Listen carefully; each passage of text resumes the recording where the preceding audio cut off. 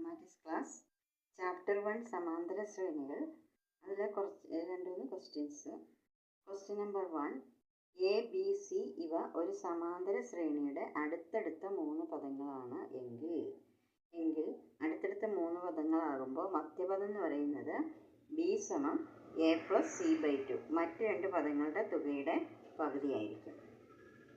അടുത്ത ക്വസ്റ്റ്യൻ, ഒരു സമാന്തര ശ്രേണിയുടെ 10ാം പദം 50, 9ാം പദത്തിൻ്റെയും 19ാം പദത്തിൻ്റെയും തുക കണ്ടുപിടിക്കാനാണ്.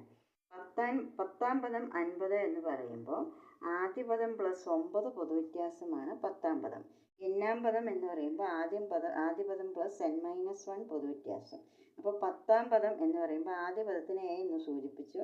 എ പ്ലസ് 10ൽ നിന്ന് പോയാൽ 9 പൊതുവ്യത്യാസമാണ് 10ാം പദം. അത് സമവാക്യം 1 കിടക്കട്ടെ.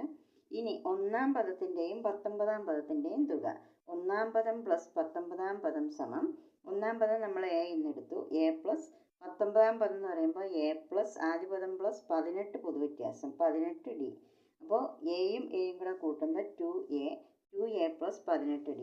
രണ്ടിലും കോമൺ ആയിട്ടുള്ള 2 പുറത്തേക്ക് എടുക്കുമ്പോൾ 2 × a പ്ലസ് 9d.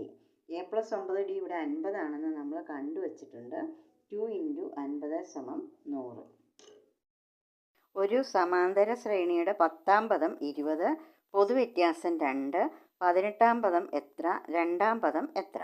ഇവിടെ നമുക്ക് 10ാം പദം 20 എന്ന് തന്നിട്ടുണ്ട്. 18ാം പദമാണ് കണ്ടുപിടിക്കേണ്ടത്.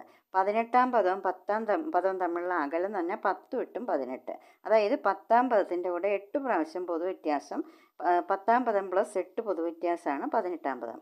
10ാം പദം 20 പ്ലസ് 8 × പൊതുവ്യത്യാസം 2 ആണെന്ന് തന്നിട്ടുണ്ട്. 8 × 2 ആദ്യം ഗുണനം ചെയ്യണം. 8 × 2 16, 20ഉം 16ഉം 36. ഇനി 2ാം പദം കണ്ടുപിടിക്കാൻ പറഞ്ഞു. 2ാം പദം എന്ന് പറയുമ്പം 10ാം പദത്തിനേക്കാൾ 8 മുമ്പിലാണ്.